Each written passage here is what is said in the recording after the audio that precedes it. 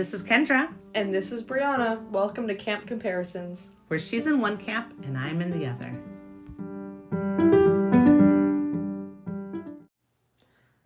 We don't have Percy Jackson news today, but I will put personal news here, which is that I've been pregnant for the last 12 weeks.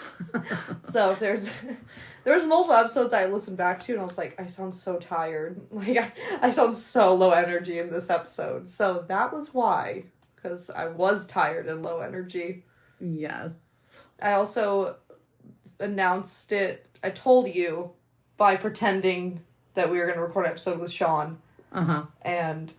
And told you that I was pregnant on the podcast. But then obviously didn't post it in the episode. But I can put that funny clip at the end of this episode. Yeah, it was really funny. She pretended that she recorded and we started an episode a while back. And then she announced the news that she was pregnant. And I thought she was really announcing it to the podcast basically at the same time as telling me. And it was really funny. But then it was just a joke. So yeah. But we do have that recording. So if everybody wants to hear my shock and surprise. We'll put that at the end. Okay, but there you go. Otherwise, we're going to get into it. Yeah.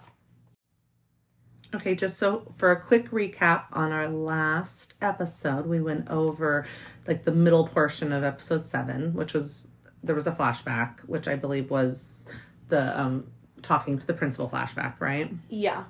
And then they were in Asphodel. Mm-hmm. And then it was that sand scene with Cronus's pit, and then another flashback at the cafe, but not the one with the dad. Just where it ends with her kissing him on the forehead. And walking off, Yeah. On top of the head or something. Yeah. Okay, good. Cool. Our spoiler warning. We spoiled this whole season, which is almost over, and this whole book, which is also almost over. But if we get into specific plot-related details of the other books, then we'll give a proper spoiler warning, which we haven't. The last 2 episodes, we've been keeping it just for the season. Look at us getting better at the lack of spoilers. But this one, I have one. Oh, okay, fine. I have a deep discussion about what does this mean for future books, because I'm confused by this change, so yeah, we'll get to that. That's funny. Okay, good. So we are... The last part of this episode is what we're going to do today. Mm-hmm. So we actually start with the walking towards Hades' palace, right? Okay, yeah. So you see that like this, it almost looks like they're walking on a bridge. It's also, the castle is an upside down. I don't think we talked about how it looks like it's upside down. It's upside down Olympus or something like that. I think that's what it's like supposed the upside to be. down Olympus castle or whatever. Yeah, which is definitely not what it was in the book. No, but you know what's really funny? I just have to say this is really funny. So I'm reading, just finished reading the Magnus Chase, the Rick Riordan books about Magnus Chase and the sword and whatever, right? Yes. Which is all, what's it called? Norse gods, right? Yeah. So I had Norse gods fresh in my head when I sat and watched this last part. And I did this thing where I was like, oh my goodness, they're trying to make it look like the Bifrost Bridge. And I was so convinced. And then I was like, wait a second, that's the wrong world. Because the Bifrost Bridge is the Rainbow Bridge to whatever that place is called that Odin lives in. Yeah. But I was like so sure that they were like trying to make like a underworld version of the Bifrost Bridge. I got so excited for noticing that, and then I realized that wait, that's the wrong world. Never mind. That's very funny. Anyway, so they have this bridge and they're walking down it, and there's like 2 soldiers there that like move aside, and it's like a big garage door opens. They just let them right in, no questions asked. Which is the same in the book. Oh, fair enough. Yeah. Well, to be fair, in the book, the Furies have spotted them in Hades, right? Well, they're walking up to, in the book, they're walking up to the, they're heading towards the Palace of Hades, and it says they can see the Furies circling the parapets. Is that how you say that? Yeah, those are like high in the gloom. The parts of the castle that are like up in like towery cone-shaped parts.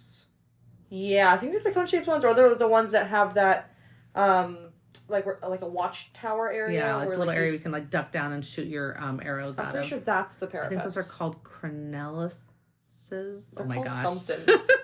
Okay, anyway, so they're up there circling around high in the gloom, and then it does say 2-story tall bronze gates stood wide open. So that's different. And there the gates are like engraved with scenes of death and stuff like that. But in the book, they have a whole courtyard with a strange garden. Right. which is Persephone's garden. Right. Or we don't see any sign of that. There's no garden in the show, so that's fine. There are 2 thrones, so you get the idea that he does have another person in general, but she's not mentioned at all by anyone. No. In the book, they're like, oh, we wish it was wintertime, because then at least Persephone would be here. We know that, like, she could calm him down or whatever, yeah. Yeah. They also mention her when they say the Garden of Persephone, and right. keep walking, and, like, he's like, I have an urge to eat a pomegranate, you know? Yeah, there's, like, definitely some magic attached to that garden. But it does say when they get to the doorway, there's, like, there's, like, a guard on each side, and they just, like, stand aside and let them in. Aren't they skeletons, though?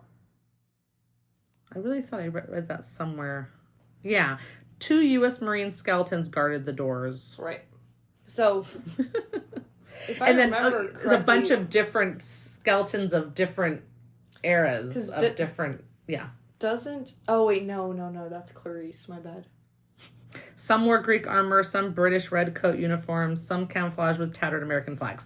So it's sort of like throughout the ages, it's different so funny soldiers. That he only has like he has soldiers that are employed by him. Yeah. But like not normal people.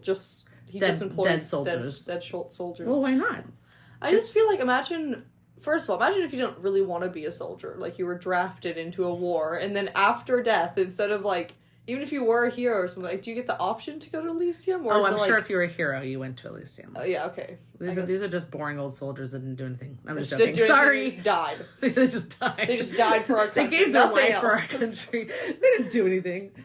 That's actually dumb.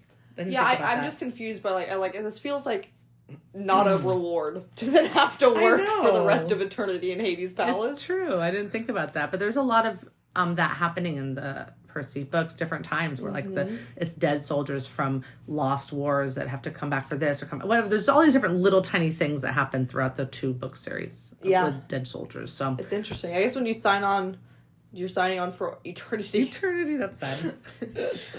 Oh yeah. Anyways, but maybe they do get an option. Maybe like those are the soldiers that were, because it's not like, obviously there's been hundreds of thousands of soldiers, right? They're not all in Hades' palace. So maybe those are the ones that were like they want to keep on. Maybe they went through that little tent, like the tent to like where they want to go, and they're like, "Is there an option for hiring on it at Hades' palace?" Yeah. I mean, I would rather work at Hades' palace than go into Fields of Asphodel. Yeah, and just stand there. That's my question: is do you get an option, or are you just forced into servitude for the rest of eternity? I'm going to say headcanon is they have an option. I hope so.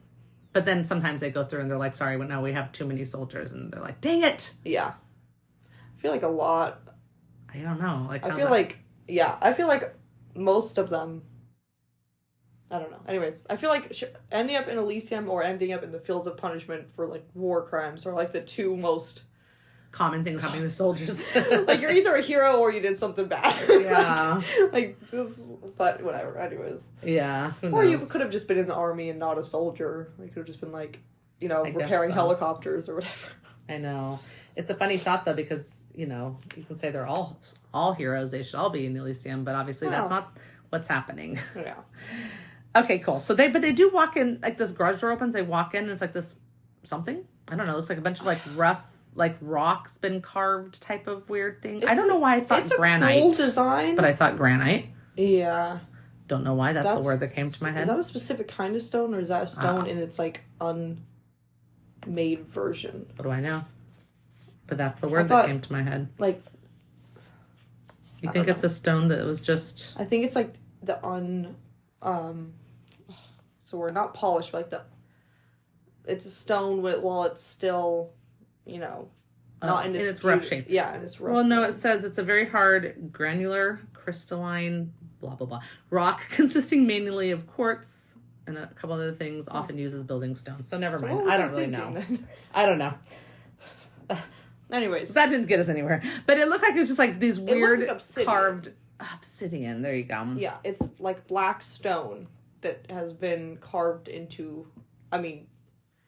it's not like a lump, but it's also not carved into like something cool. There's it's no just certain shape. It's just carved pieces. Into a piece of like a different kind of rock or something. Yeah, it's a weird thing because they walk in, there's nothing there really except for this rock. There. And then they happen to stop. Right? Yeah. At the exact spot that is an elevator. Whenever you stop, you go up. Except for that if you look, it's like a hole in the ceiling. Yeah. And it's the perfect size of the piece. Well, they stop rocking. They stop walking. They stop walking because their path is, like, blocked by more rocks. So I think that's why they stopped, and that is where you're supposed to stop. Yeah, and it's a big enough piece. So it starts going up and it pushes them up through into the next spot. Now, the next spot upstairs, the upstairs spot, does have like an open sky, whatever, which is how it's supposed to be. Or it's like, it's like a cavern so high you can't see the top of it type of thing. That's kind of how definitely it's not a house with like a ceiling type of thing. There is open to the elements of the underworld. I don't know. Yeah, I don't think there's really elements down there. No, I don't know, whatever it is. But it does mention that, like, it says the entry hall had a polished bronze floor, and there was no ceiling, just the cavern roof far above. And then it says, I guess they never have to worry about rain down here. Yeah. But he does talk about, like, a long hallway with every doorway was guarded by a skeleton, blah, blah, blah. Yeah, there's probably lots of It's a little stuff different. It was a little bit more palace-y, like, sounding in the book than it... Because this is just a big open space. Yeah. And you see the thrones up ahead, yeah. And there's no skeletons. No skeletons. No. He might have dismissed them because this Hades is different than the book Hades. Yeah. The book 100% Hades different. is like, I'm a grumpy dad that hates his job. Not only that, he is scary. Yeah, but like, yeah. Grumpy maybe is too soft of a word. I'm an angry dad who hates his job and has too much paperwork. If you say the wrong thing at the wrong time, I will smite you. Yeah. Yeah. No, it even says here he was least 10 feet tall, dressed in black silk robes and a crown of braided gold. His skin was albino white, whatever, blah, blah, blah. He wasn't bulked up like Ares, but he radiated power. He lounged on his throne of fused human bones. That might have been a little too much for a children's thing. Looking graceful and dangerous as a panther. Okay, so what we get instead is this hilarious guy coming, like, literally tip tap tip tap, like his little like heels like tapping across the very empty. Hilarious. It was so funny. That very long walk. Yes, very long walk. You just hear his shoes was so funny. It was really funny. I have so many mixed feelings about this Hades because I loved him. I know. He's not the Hades in the book at all. And, like, it was such an interesting choice that I couldn't find it. Like, I just couldn't see the reason for this change. The exchange in the book ends in the same exact point. Except for this guy, like, offers them sanctuary or whatever. Yeah. We'll get to that. So, like, what? Like, the whole thing was just, like, I don't see... Why they wanted to Why they did this. And it's funny because I want humor. So I can't get too mad at this because at least it was funny. But I just wish the humor was where it's supposed to be in the book. Right. It just, like, it just doesn't make sense. He was hilarious. It's hard to complain about him. Yeah. He was doing this thing. It was a thing. He could have looked like they said, he's not bulked up. He can, whatever. Like, the actor could have been perfect. Yeah. He could have just been maybe a little bit more dangerous. Like, yeah, he was so not dangerous. Looking or acting or something. I mean, how hilarious is it? So they're offering them he sanctuary. Comes down. This has such ramifications for other books. That is really true because there's so much to hate. Hades actually has so many things. Okay, hold on. But we have to get to that conversation and how that changes things. Okay. But first, Percy's in this no BS thing. He's just like, where's my mother? Well, Yeah. And then he's like, come with me. Well, first he's like, oh, straight to business. And then he's like, I like the cut of your jib. Your jib. Okay, so jib is a type of sail. He said, do you remember that? And then he's like, that's a reference to, like, he was like, that's a nautical reference or something like that. And, like, there's, like, no response from these two boys. And he's like, whatever. But I thought it was funny because it was like, the cut of your jib refers to someone's manner or general manner or appearance or behavior. Right. So maybe he was like saying he likes how Percy's no BS and just straight to the point, but it was just like a kind of a funny, like, again, humor where you don't normally find humor in this book, Hades. And then Percy's just like not interested. He just goes, my mom, whatever he says. So, but what I thought was really hilarious is when they follow him behind that wall, and it's a sitting area, and Hades is literally straightening up. He's like folding blankets. It was so domestic. Giant throne that would only fit a 10-foot person. Yeah. Or maybe even bigger. It was very big thrones for clearly when he's in his more godly state. Is like a living room Mm-hmm. There's like a rug and some comfy couches. And Sally. And Sally just like has a decoration. Yeah. Which you don't see Sally in the book. You do not see her until the very end of the negotiation. She's not there. But like I said, she's literally like just tidying. He's like folding a blanket and looking over them. It's like, who is this guy? Who is this guy? And also, like, it's so funny to have this giant empty space, and then right behind, it's like he's hiding it. Yeah. Like he's hiding this spot. Maybe when he needs to be mean. Yeah. Maybe he was just in a good mood. Maybe there's like a bad mood Hades. Well, apparently, I don't know, man.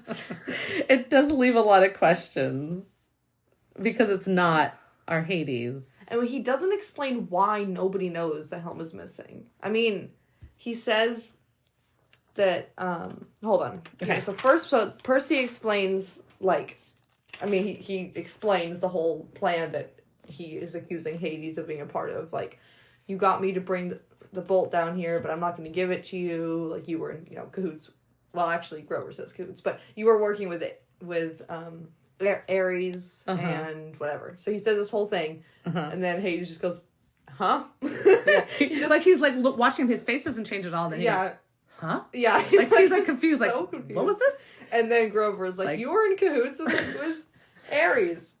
And then I love his line. I seldom cahoot. I seldom cahoot. So good. And then Percy's confused. Yeah. He's like, what? And then he's like, what I don't want the lightning bolt. I want my helm. The helm that you took to turn invisible a few days before the bolt went missing. So this is a change too, because in the book, they were both stolen on at the summer solstice. How it would be, I'm sorry, but... Hold on. Is that true? Is it the same exact Otherwise... Yes, it okay. has to be, because otherwise Luke would have gone down to the underworld to steal the helm from Hades in the underworld, and then a few days later show up at Olympus, put it on. Okay, yeah, it does There's say... no way. You took my master bolt and my helm. I don't even understand. So obviously Percy isn't the one who took it, but Hades is saying that the helm was taken a few days before the bolt was taken, which just makes no sense. And there's no reason to change that datum. And it makes no sense. It can't... You're telling me that Luke disappeared from camp long enough to go down to the underworld, steal the helm, like, in his own domain. No, you can't do that. You can't go into the underworld and steal the helm and leave. Well, maybe with the helm on your head. You could, but the chances of getting to his palace without anyone alerting him... Yeah. He literally has guard. Like, what? And then he takes the helm to Mount Olympus. This at all. Wow. And puts it on. And unless he was saying they were at Olympus for a while. He said, I guess. Like, unless they're, like, doing, like, a 5-day, For the winter Olympics? Yeah, for the totally. winter solstice, they do, like, a 5-day party. Yeah, I mean, like, that's the only way I can think that could possibly have been works is if he went to... But you're right, they went for, like, a school trip. It was, like, a one-time thing, and he stole them both at the same time. Because it was the only possible chance that it could have happened. Yeah. By the way, the fact that they went missing the night that the demigods were there, and they know... Oh, that's right. But Percy was... Honestly, I don't understand Zeus saying it was Percy. Percy wasn't even there that night. Clearly, that would have been the night it was literally the night it was taken. Yeah, it is weird Why that don't you accuse any of the demigods that are... Child who doesn't even know he's a demigod. But maybe they just didn't know he didn't know. But he was like... He was going to school. How would he have gotten up there? Yeah. Once again, you guys have an elevator man who, like, runs... Who like... He would know who goes up. Just ask him. Maybe he's in cahoots. Kid... Does he cahoot? Maybe. Maybe Corona's like, say that Percy was there. Yeah, well, now we're getting into, like, why did the book do what it's doing, too. Yeah. But the point is that you're right. I didn't think about this at all. Like, there's no way the helm got stolen first and then they... Maybe someone else besides... Maybe there was a monster or something else that took the helm that gave wasn't it to Luke. Yeah, because it couldn't have been Luke. It couldn't have been Luke that stole the helm. Unless he snuck out in the... I don't know. Like, it's just weird. Because they were covered by... they were covered by going to... Right. Olympus. Like, they were allowed to go to Olympus. How else would you get up there? Yeah. There's so many questions. But... I love the way the book does it, and maybe it would have been way too much talking, but I love the fact that we get this whole story where he's like, where he starts out the same, like, you know, well, no, actually, he doesn't start the same. He's like, how, you know, you're so brave to come here. Like, why would you come here after what you've done to me and stuff? It's kind of, maybe that's somewhat similar, not done the same way, because this Hades seems very nice and happy. Hades in the TV show is like, oh, the reason why I saved your mom is so that you would come. Oh, to me yeah. and So bring he's me the like, bolt. yeah, of course you'll come here. That's right. Yeah. So in this one, in the Or book, bring me the he's helm, like, I not the can't believe you would come here after stealing, after what you did. And they still don't know what he's talking about. They don't know it's the helm, but he does go into this whole thing with, like, he's like, I don't want war. Like, what are you talking about? Again, kind of similar, but much more profound, where he says things like, it's already overcrowded. Like, it's so overcrowded. My kingdom has swollen. Yeah. Do you know how many subdivisions I've had to open? More security goals, traffic problems at the Judgment Pavilion, double overtime for the staff. I used to be a rich god, Percy Jackson. You know, like, all this stuff. He's just complaining my expenses. And then Percy says... He's like, he just remembered that he promised Charon that he would mention the raise. So he's like, Charon wants a pay raise. He just, like, spits that out. The most ADHD brain moment. That's right. Like, and then he's like, don't get me started on Charon. He's been impossible ever since he discovered Italian suits. Yeah. Like, it's so funny. Like, he's mad, he's angry, and he's scary, but he's saying these ridiculous things make it funny. He's like an angry dad who doesn't like his job. Yeah, exactly. Like, and he's just like... And he's like, and the dead just keep arriving. Yeah. It's like, why would I want more dead? I don't have room for them. Like, what are you talking about? Because they were thinking, like, oh, he wants to expand his kingdom or whatever. Yeah. And then it's here that they're like, but why did you steal the bolt? And he's like, I didn't steal the bolt. He said, basically, you did. Yeah. You stole it and the helm. Right. And then that's when Annabeth is like, what? Your helm is missing? She's actually the one who starts putting pieces together. Realizes why the Furies came after them. Yeah, and he does say, if it wasn't for me sending my Fury to Yancey Academy, Poseidon would have gone away with it, whatever, which is not true, but... Yeah. But he kind of flushed out Percy, sort of helped start the whole thing, you know? Yeah. Which was, you know, nice for us, because we got a book out of it. Yeah. Yeah, but Percy was... it was going to be any day now that... a monster was gonna for real some monster was gonna find him anyways. But it is interesting that Hades found him.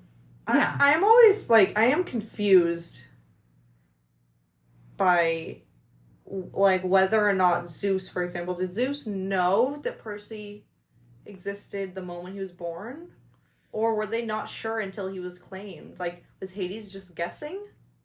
I don't know. Because remember, so we know monsters can smell the demigods, and they smell the powerful one, and I think I think that they didn't know whose it was until someone claims it. But I think he smelled a powerful demigod and was assuming. And Hades was like, this is probably Poseidon's, because Zeus already broke the pack recently, so... it's his lightning bolt that's stolen. Yeah. And so the three major gods, two of them got their, you know, Poseidon's trident didn't get stolen. Right. So they're going to blame Poseidon. Yeah. Automatically. Of course, Zeus or didn't his know child.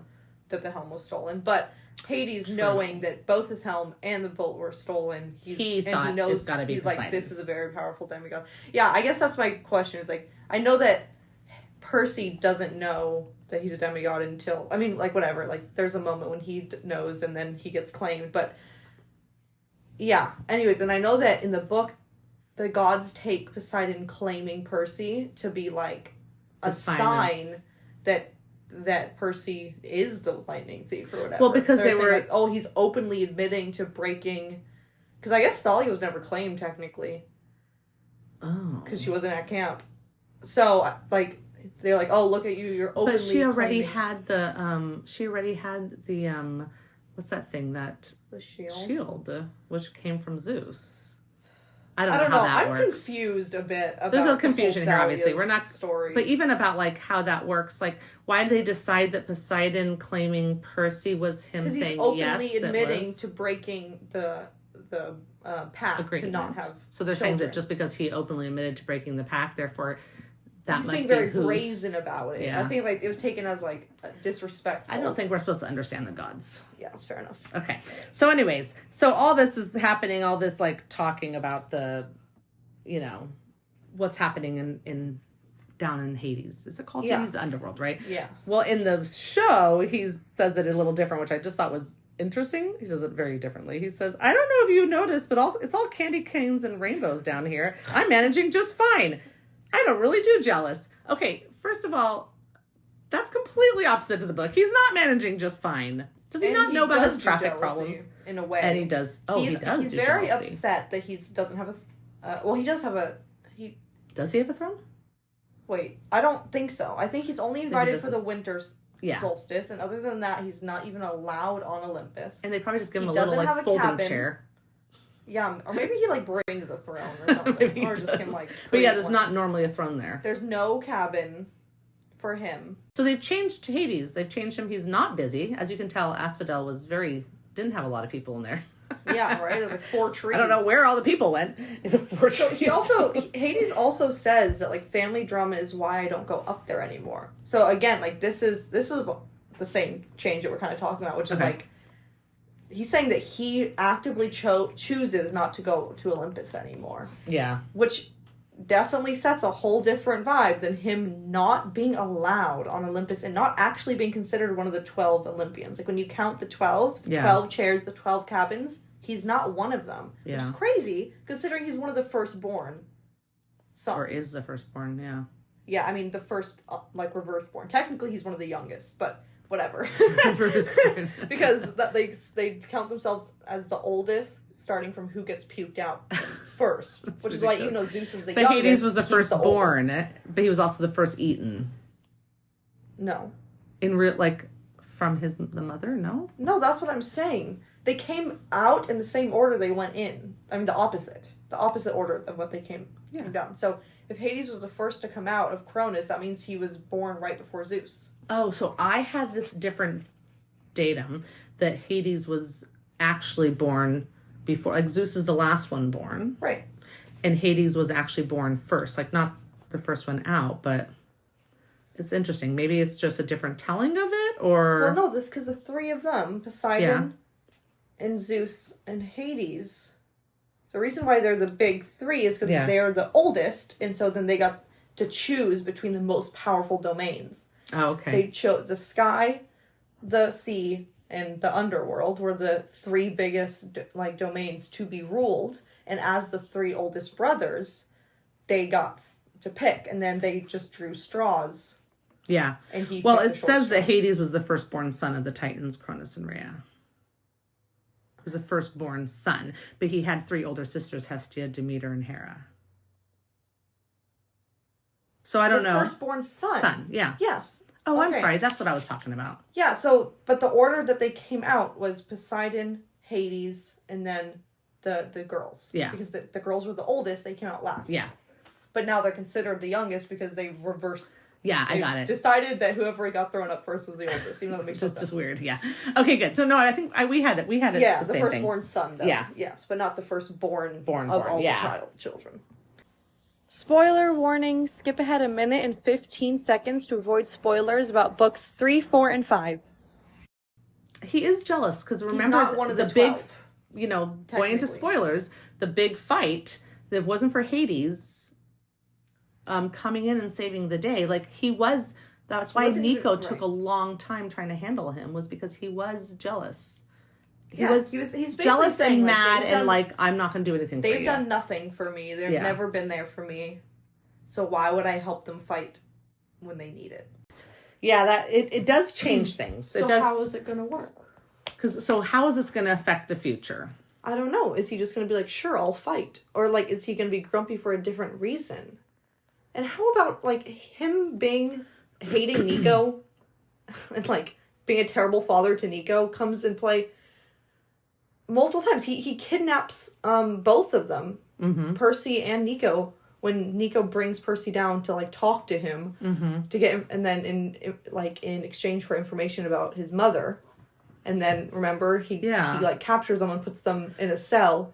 Maybe he's like literally maybe they're just trying to have him be very what's the word? I had a word in my mind, but like just like has a certain front right now, like he's just acting a certain way right now, but maybe they'll actually make him more angry in future things. I don't know. It's weird because the decisions he makes throughout the books are based off of what an angry, disgruntled God he is. Yeah. And and how mad he is at reason. his family.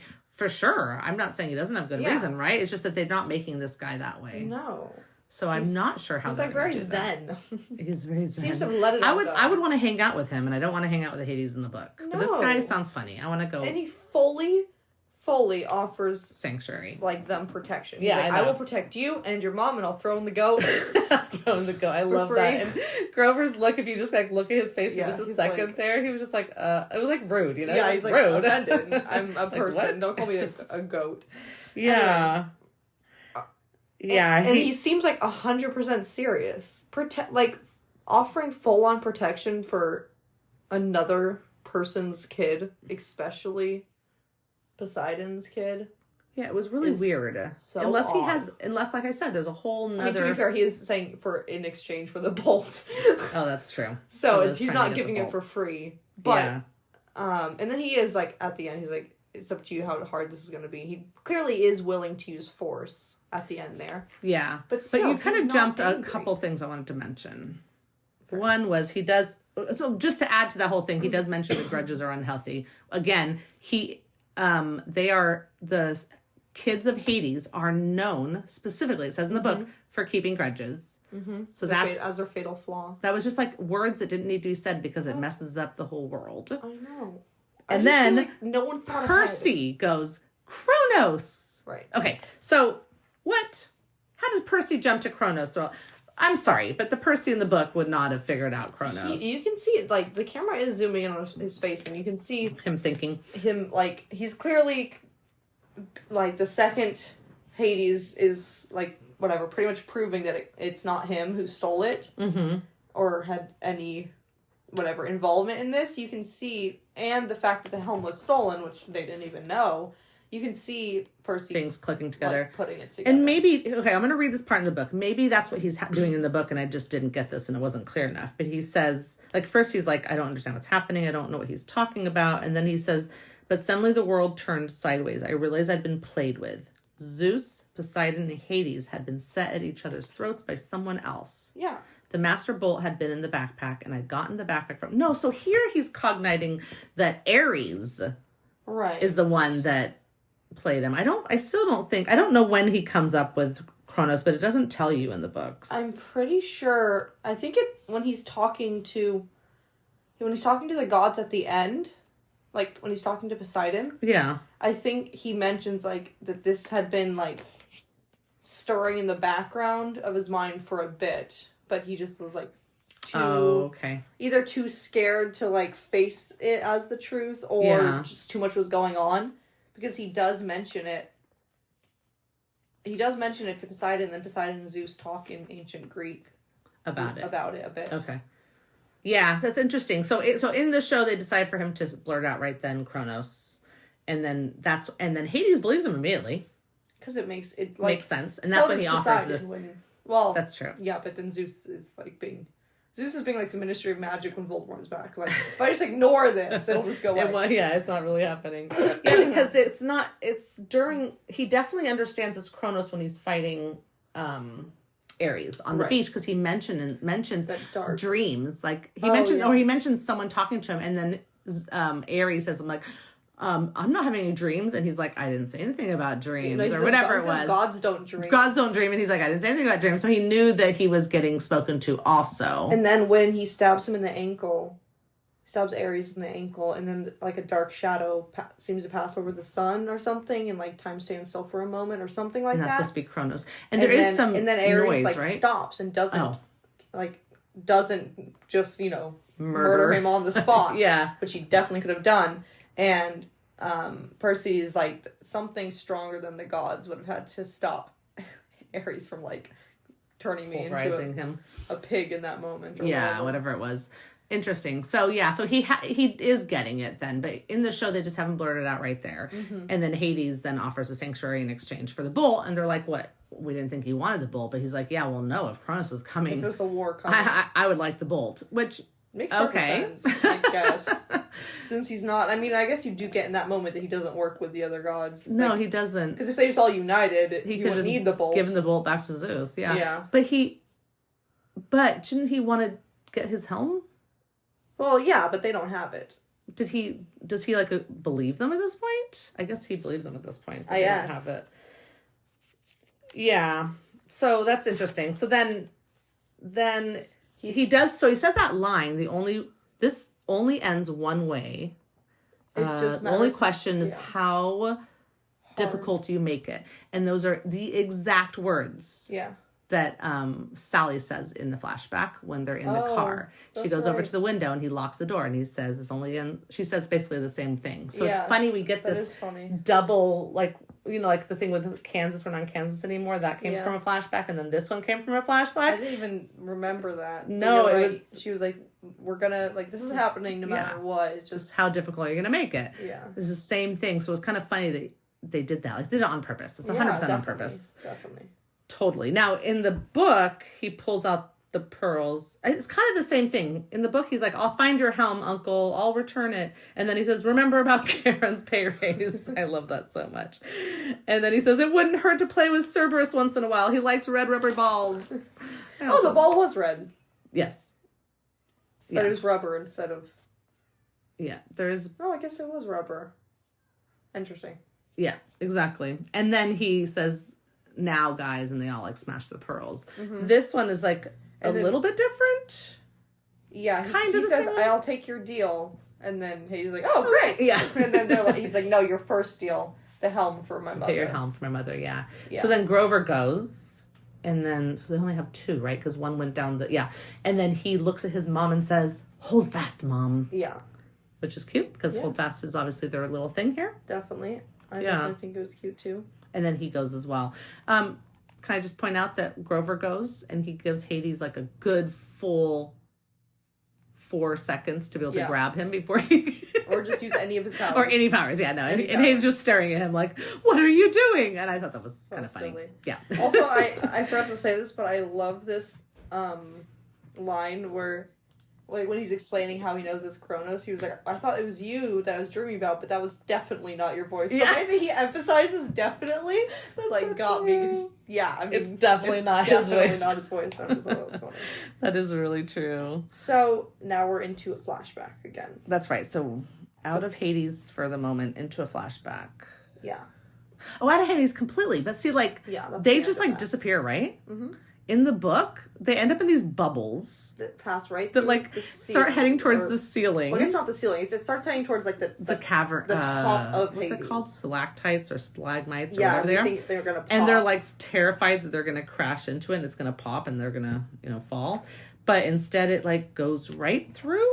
Yeah, it just and they just kind of go all the way up and pop out into. And they're actively in the ocean instead of on the shore. Cause they pop up in the ocean. Yeah, and then Percy just gets them back to shore, helps them swim. They How far pop out up, are they?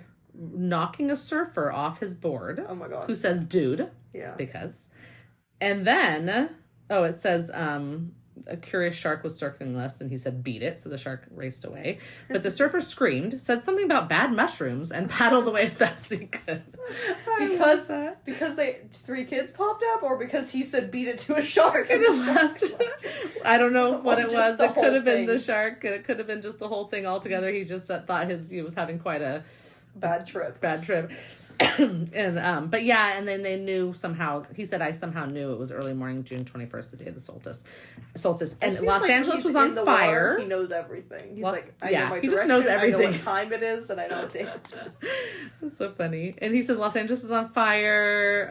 There's been an earthquake, and it was all Hades' fault. He was probably sending an army of undead, whatever.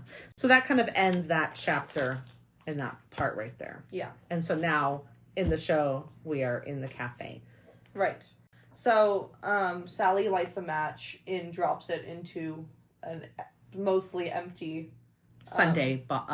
It's a Sunday. So I thought at first I thought it was hers, and though she's like making a sacrifice of her leftover food. It's not hers. I watched it. No, I watched again when she left the table. She left the table empty-handed, walked up. It was just one left there from someone. So she uses someone else's. Well, it is empty, basically. It has like Sunday at the bottom of it. Remember, you're burning food. No, I know. I'm just saying, like, from the outside of it, it looks like it's full because there's still, like, chocolate sauce all down the side. But when she drops it in, you can tell just a little bit at the bottom. Yeah, so it's not like she's It's not like someone's brand new milkshake. Oh, no, she's I know ruining. that. It was just the point that you're generally supposed to sacrifice some of your food, not take someone's leftovers and sacrifice it. That was my point. It was just a funny thing. It wasn't really, it didn't really work. I guess she's not, like, making a sacrifice or even doing a... I think it's more like texting Poseidon. She was texting what up? Poseidon. What up? I'm about to throw your child out the window. Come calm me down now. No, she's about to put him in camp. I know. Which is interesting. I kind of forgot that she's like literally says that. So okay, so she drops it and instantaneously there's thunder outside. Right. And it rains. And it starts raining. So let's talk about this again. In this world, Poseidon must be in charge of thunder and rain? He can't be in charge of thunder. No, it's impossible because thunder and lightning go together and that's Zeus's domain. Maybe he can make it rain, but once again, that's not salt water. He's the god of the ocean. The ocean. They are making him the god of storms. He has some power over fresh water. Isn't it Stormbringer? Don't you call him Stormbringer? Yes, because he can make hurricanes. Because hurricanes form in the ocean. Maybe that was a hurricane. He just brings a hurricane wherever he goes. He's like, oh gosh, I have to go and talk to my lover. I'm going to bring a hurricane. That would be... Can you imagine being Sally? Like, this is why I don't call you that often, okay? Now I gotta go clean the mess up. He definitely doesn't just, like, make it rain. I'm so confused. Yeah, that is so someone's idea. Like, let's just throw in rain being part of Poseidon. It's not. I get maybe it's from Stormbringer, but that is... He doesn't make tornadoes. No, and he's bringing storm generally. Well, kind of a storm. It is... You are right. It is like, if you're out on the ocean, he is Stormbringer. Right. And and if he creates a hurricane and then it hits the land, that's him. Yeah. But if it starts raining in, like, Ohio, that's not him. That's not even Zeus. Like, Zeus isn't really... Not that he can't make it rain. I'm sure Zeus could make it rain, but he's, like... whatever. I don't know. I guess his there's power is so much... lightning, and there are, like, weather spirits. And wind spirits. That get all that stuff going. And I'm pretty sure Zeus isn't out here, like, worried about making sure it rains enough in certain places or whatever. Like, he's not really... No, even Apollo talks about, like, you know, like, causing a drought. Like he, like, tells the weather gods, like, I do not want you to let it rain over that area for the next 20 years. Right, the weather gods. Because they did not bow down to me. Yeah, it's to the weather gods, yeah. But not that Zeus couldn't make it rain if he wanted to, but I don't think that's his general concern. Like, I feel like his minions... He has the weather gods and the weather spirits and like, just like how, Spoiler warning, please skip ahead 30 seconds to avoid spoilers about Heroes of Olympus. A bit of a spoiler, Jason, Zeus's son, can, like, tame a wind spirit, that horse, Tempest and stuff, because it is under Zeus's domain, but Tempest isn't, like, part of Zeus, you know what I mean? No, like, because like the Venti are being controlled by someone else. Yeah, but different people. They're not all just Zeus's people. But Zeus would have power over them. Yeah, as the god of the sky, just like Jason has power over that. Even though it's a Venti, not whatever, not just like normal air. I guess so. Yeah, yeah. It's interesting. It's very interesting that they've decided to go this route. Maybe there's something romantic about it because she can sit outside in the rain whenever she wants. Just to go for a swim. Feel him against her skin. Go for a swim in the ocean. Oh my gosh, I don't know. It's weird. So that happened. Thunder. It starts pouring outside, and Poseidon walks in. Now, I love this guy. What do you think? Yeah, no, I think he is a great Poseidon. I think he looks like Poseidon. I love his, like, calm voice. His voice is perfect. Yeah. The only problem is they make him almost romantic and sexy, and then you just said, like, oh, and they're like these two people that, like, you can tell they really do love each other. And I'm like, the book makes him kind of dorky and powerful, a little bit... But he's like the other gods. Cringy. Yeah, I guess, But he is like the other gods. Like, he didn't see Sally again until book, like, 4 or whatever, when he shows up. Yeah. Like, they're not in touch with their... ex-lovers. Ever. Yeah. Like, I think Hermes was... Except for... with Luke's mom. Zeus that one time, but... Yeah. But even then, it's not like he stuck around a bunch after that. Yeah, and it wasn't even Zeus, really. It was, what's his name? Yeah, Jupiter. Jupiter. But but still, yeah, no, you're right. This is not normal. You don't get a collect call. No. Your ex-god lover. Yeah. Like, genuinely, what Hermes does with May, with Luke's mom, is, like, the most active... He is in touch with her all the time. Which is funny that how mad Luke is about his father being a terrible father, considering that he does so... Like, he shows up so much more often for May. Yeah, because Poseidon ever shows up for any of their baby mamas and dads. Yeah. We do think that Poseidon might have visited Percy once and his mom didn't know because he had that memory of him. But other than that, Poseidon did not visit that family at all. Did not show up. And I forgot it. I didn't think about the fact that Hermes was like literally constantly checking up on May. Yeah. And now he did also to be fair, let her ruin her life. I was going to say, he definitely felt very guilty for the fact that her mind was shattered. But still, that's definitely the only reason. And the fact that their son was going to play such a... Whatever, like, they could see... They did have some idea, we don't know how much they knew, of Luke's fate. Yeah. And that also made him both more involved and also less involved. But he was, like, he did... Whatever. He mentioned that he, like, checked on her a lot. Luke was mad because he was left in her care alone at any times. Yeah, well, Luke was just an angry child, so I don't know what to say. To be fair, she was not a fit mother. No, she wasn't. And maybe Hermes could have gotten him to live with literally anyone else. Maybe, yeah. But it's fine. But that's kind of off the subject. Yeah. But yeah, so we have Poseidon, and that's How often does she do this, by the way? Like, can she just call Poseidon whenever she wants? This is... I feel like the intense emotions of this moment made it so he was That he actually showed up. But also, she looks really kind of like, almost like torn before she does it. Mm-hmm. And it makes you wonder if maybe it's like, literally, he says, you can only do this if it's an emergency. Yeah. I don't know. But he comes in kind of knowing everything, right? Because he's a god. But, you know, maybe he took... keeping an eye on them. Well, maybe not. Maybe all it takes is like, I've been called, and he just does a quick, like, sweep through, like, okay, this is what's happening here. I'm going to walk in.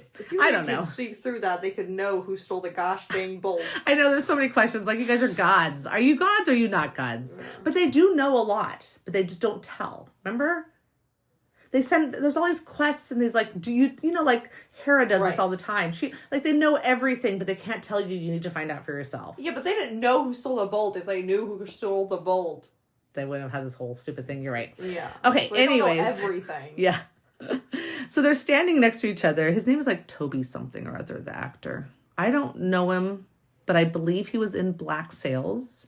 And Black Sails, do you know about this? The Black Sails is a TV show that, like, a bunch of these, like, writers and producers all came from the TV show Black Sails. Yeah, I think I did. So they all, like, worked with each other already. And I believe this actor was also in that, from, if I remember correctly, from listening to The Newest Olympian. Nice. Or actually, might have not even been that. But they interviewed Daphne Oliver, who's one of the writer, like, not main writers, but, like, it's called a staff writer. And she was also a writer on Black Sails. And so anyway, so she kind of like gave all the like similarities and stuff. It was interesting. Yeah. But he looks great and wonderful. She's crying, Sally, and they don't look at each other at all, ever. No. And someone once asked this question in one of these like groups, like, is he really there? Is the symbolism of them not looking at each other that they're talking to each other, but he's actually not really there? Huh. I thought that was interesting. I don't think so. She does say, like, do you want to go talk to your son? And then he does literally turn his head and look, so. But it was an interesting idea. I think she's trying not to draw too much attention in case Percy looks over. And it's like, why are you talking to this man? Yeah. Like, I kind of just got the idea of, like, they're just trying to be subtle. Yeah. We're just being casual. Trying not to be sus. Yeah, exactly. Yeah, she says something about how he's starting to attract attention from your world.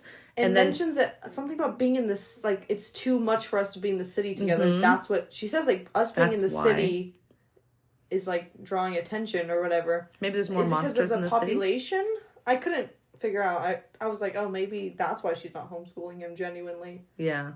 Like, maybe that's supposed to be the reason. Yeah, like he needs to be in one of these private schools outside of the city because the city's too dangerous for him. Yeah, because the fact that Pegasus followed him to school. Followed him home, yeah. Like, it's funny, she mentions that. She mentions Pegasus, and then she says, soon it's not going to just be pretty things following him. Yeah. So, obviously, in the book, there were scary things that happened when he was little. So obviously in this version of Percy, nothing scary has happened to him. It's or just he hasn't mentioned it. Yeah, maybe. That's true. He might not have mentioned it. But then she does say she's going to tell him, she's going to take him to camp. But then he's like, you don't want to take him to camp. Right. And then she explains why, which is like... I thought it was really cute how he asks her to explain why. Though. It was actually like, it was like very heartfelt. He says, I probably don't... She's like, you don't want to hear it. And he's like, I probably don't, whatever. But why don't you tell me? You have no one to say it to, which is maybe the most unfair part of this. I know. Because she has no one to talk to. So it's like, just talk to me. And I was just like, a support group for mothers support group. Because they could talk to each other without putting their kids in danger. That's true. I mean, really, like, they literally know the kids all in Camp Hecla. Why don't they just get all their parents together? Put them on, like, a texting line. Come on, Kyle. Like, did you see the state of my child? Yeah, they can text. Yeah. I want to put them in danger. I'm gonna write a whole side series of mothers of demigods. Yeah. Their life in the background. Yeah. Clarissa's mom. What do you think Clarissa's mom is like? That leaves so many questions. I feel like anyone who Aries has a child with has to be like something. Maybe really, she could have just been like in the army. Yeah. Or something. She's gonna be a tough person. Yeah, but definitely a tough person. Yeah. Anyways, yeah, so she does say that whole thing about his family. Yeah. Did you make any notes on that? No. She says something like about how she wants him to find himself, maybe before his family tells him who he is, who they think he should be. Yeah, and then Poseidon encourages her to keep him in a school. Yeah, he's sort of like, I think you're going to have to tough it out. I think you're right, and I think you and him are just going to have to. Basically, he's saying he didn't say those words, but he's basically saying you're just going to have to tough it out. Yeah, and I wonder what would happen to Percy's life if he went at that age. What, 8? I don't know. They probably still would have accused him for stealing the bolt. I mean, I genuinely don't think it would have changed much. Percy's fate is to because then he would have been there on Olympus, and honestly, the accusation would have made a lot more sense. That's true. That's so funny. So she does ask him if he wants to see Percy, and then he says this line, and it like, as he's saying it, it goes into the next scene. He says, one day, when he's ready, when he knows who he is and where he belongs, and maybe he says something else. I don't think I wrote it all down. He says, "I'll be right by his side." Yeah, yeah. And then we see them waking up. Yeah, or whatever. The well, they're like laying on the beach, and he's like looking. It's like they are awake. It's like they're awake. Like he's like opening his eyes. Yeah, which is weird. Like I guess they went unconscious and then just like, showed up. Yeah, I don't know. Or maybe they just fell on the ground. I don't know. He like looks up. You can see Montauk, the cabin in the distance. Montauk cabin, whatever. I guess the place is called Montauk. So they decided to show up in New York instead. Which honestly was smart. Yeah, because that like why? He could have. With how little is left in the last episode. Yeah, get all that's left. You got to get them all the way to LA. I mean, all the way to New York. Like a whole monologue. No, what's it called? Montage of him like flying in an airplane. Yeah, I do want to say what happened with in the book at this point though, because they're like out in the middle of the ocean, and the surfer must have been really far out there because instead of just swimming to shore, they had a Coast Guard boat pick them up. So they get picked up by this Coast Guard boat, dropped off at Santa Monica Pier. To make his clothes wet before. Yeah, he makes sure his clothes are wet. Yeah. They get towels and water bottles to say, "I'm a junior Coast Guard." And because of the fact that there was a recent earthquake, they're not really asked many questions. No, they weren't asking why were you in the middle of the ocean. They were like so distracted by the fact that there's earthquakes and everything else happening. They just weren't sure. They had all these distress calls happening that had to keep going out. They weren't going to stop and talk to these kids. Yeah, which was lucky for them. Yeah. So it does say, it's so funny. He's like, he was worried about them wondering why he was barefoot. And I'm like, why would they wonder why you were in the ocean? Yeah. It'd be weird if you had shoes on. Anyways, then they reach dry land, and he says, he still had his backpack and it still had because he gave. We didn't say this, but it's because he gave Grover his shoes because he said it would be weirder worse for one of us. It's not as weird for one of us to be barefoot as for one of us to have goat hooves. It's interesting, though, because they're so worried about that in these books. They're so worried about them seeing the goat hooves, they wouldn't see them. No. And we know this. And it's not until Spoiler warning, please skip ahead a minute and 15 seconds to avoid spoilers about Magnus Chase. Magnus Chase. Magnus Chase, that's actually described, and okay, this is a spoiler for the book, but, so we'll put a spoiler one, but, he actually talks to Annabeth and said like, yeah, no, you just, the weirder you are, the less they'll see. Yeah. And she's like, man, I wish we knew that. Like, she's like, he's telling Annabeth it's like a way this. to manipulate the mist without having the power to manipulate yeah, the mist. you just get you can be as weird, as loud, as obnoxious as you can, and Percy they will should just see have something else. his sword out. Grover And should just have be like no swinging pants it on. everyone. Yeah, totally. No shoes on. They and try Annabeth so hard should just to be taking avoid on and off her hat. and just going invisible all the time, and then they wouldn't see No that. one would even look at them. Yeah. No police would look at them. Like, no mortals I love how notice them. They could get away with anything. I know. I love how Rick had changed. I don't know if he changes that or what it is, but he finally decides this is ridiculous. Yeah. And then makes it such a funny scene. It is so funny. Because like one of them turns into like a flamingo, and the talking sword is like singing Taylor Swift at the top of its voice. Right. All this stuff is happening, and she's like, they're like, how can you be doing this in front of, and they're but they're doing it on purpose. On purpose, yeah. It's so funny. It is funny. Okay, so anyways, little side thing there. But I wanted to say that before we talk about the beach more, really fast, when Sally's like, just to hear his voice, like talking about Poseidon saying hi to Percy. Mm-hmm. Right when she says that, and as he's like turning his head, thunder booms again. But this time I'm like, okay, I'm gonna interpret that as Zeus being like, don't you dare. Because that makes more sense. That's what whenever it's supposed to be a warning. You say Zeus's name or say something bad about Zeus, thunder rumbles. And or not just that. Like when they talk, when when Dionysus almost drinks wine or whatever. Thunder rumbles. Zeus communicates with thunder, not Poseidon. Yeah. Yeah, so I will choose to also... when thunder, right before the rain, maybe that's he was mad that like, Poseidon how came. dare you go talk to Maybe. Okay, good. We got this. We've worked it out for you, show people. It's ridiculous. Okay, so the only thing else I want to say about the book scene here is that they're like talking a little bit about the quest, and he like explains, okay, the prophecy was right, this is what happened. The god who turned, it wasn't Hades. It's not Hades that wanted to do this, blah, blah, blah, blah, blah.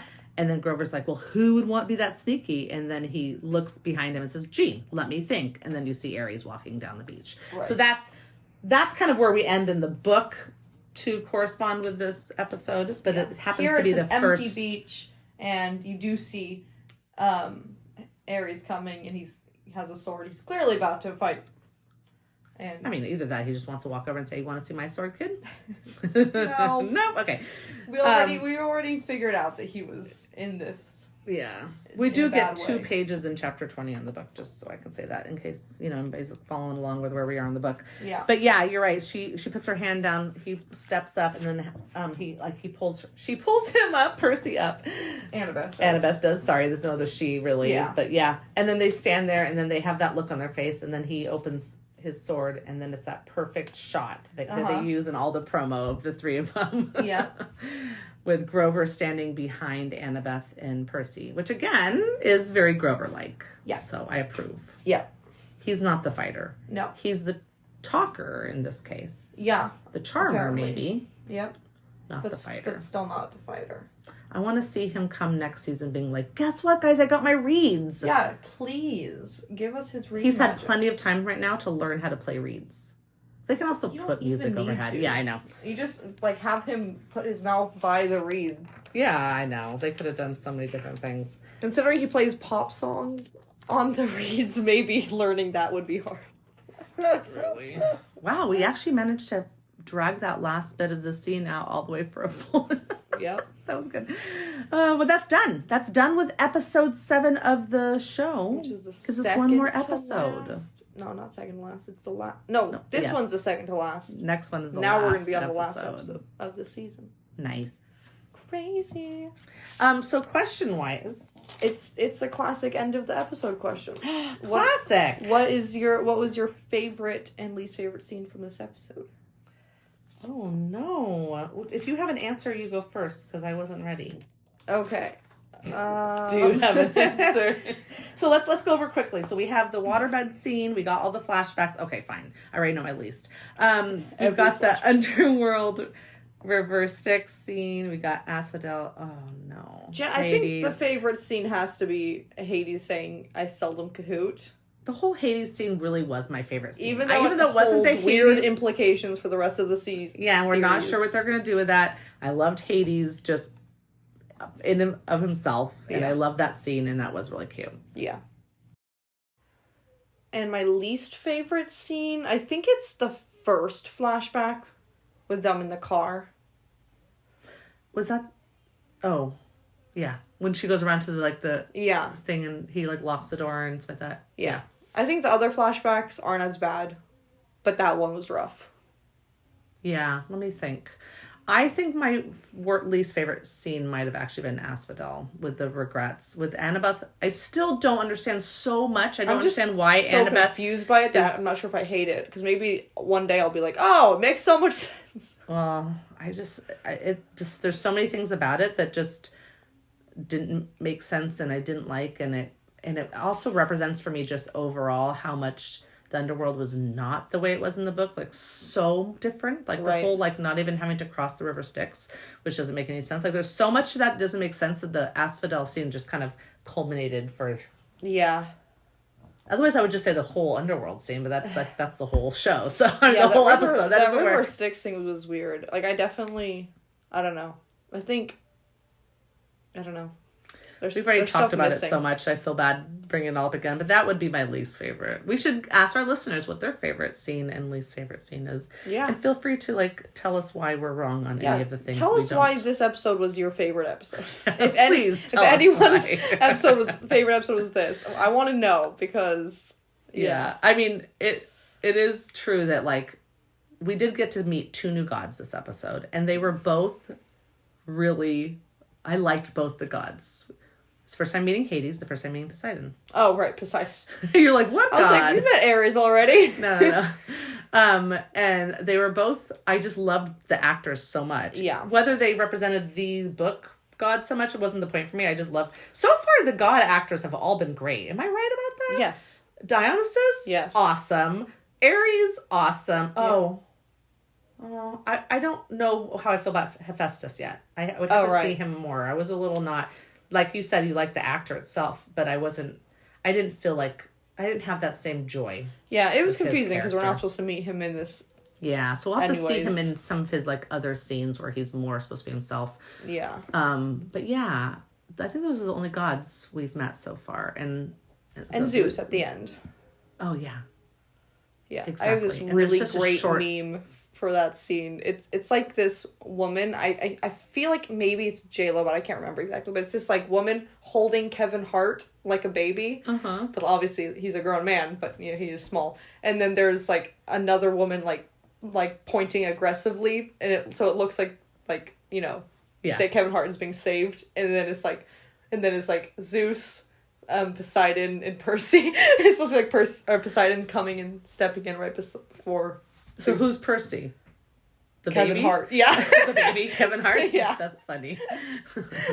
That's funny. I thought I had a good meme on that too. I'll have to look. But anyways, yes. And Zeus, it was such a brief moment to really get to know whether I really liked that or not. And then now, unfortunately, he's passed away, so we won't have him for a future. I know. Yeah, it was. I mean, I think he was definitely scary. I thought he was scary and imposing enough, which was thank God they did that for one god. Yeah. So that's all I really could get out of that. I think he did a great job for sure. But it was... Yeah, I mean, that whole scene was just supposed to be him being angry. And that's true. So at least they did that. At least he wasn't clopping across the tiles. He's like, listen. So many things could have went Percy, I'll protect you.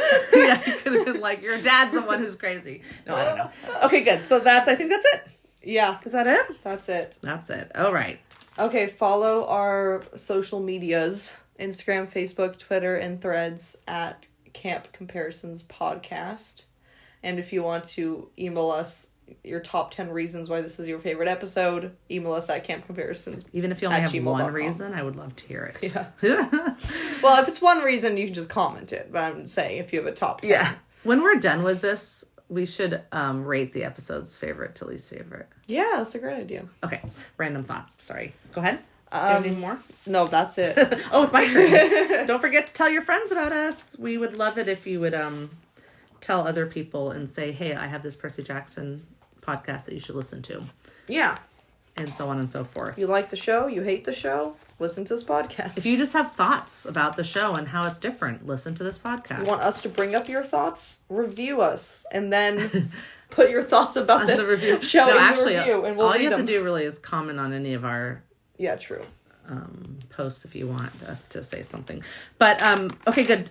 We are going to end this here. I just want to remind you that the next thing that you're going to hear is going to sound like it's starting the episode again, but it's actually... It's just the clip of us pretending to start an episode. It's a clip of Brianna pretending to start an episode, only to actually be the way she told me she was pregnant. Her mother.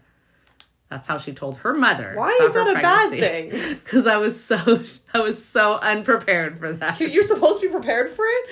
No, I guess not. Okay. But you'll see, if you want to hear how unprepared, stay for the last little extra clip. Yeah. Okay. Bye. Bye. Hello. Welcome back to our podcast. Take that off. Okay, sorry. Okay. Today we are once again... I forgot all words. Joined by your husband. Okay, right. I can do this. Today we are once again joined by Sean for the beginning of episode 5. We're very excited. It's a very good episode. It might be one of my favorites so far. It's a good episode. I rewatched it and I was like, this is fire. I also have a separate announcement, kind of concerning Sean, which is that we are pregnant. No way! You can't do that on the podcast.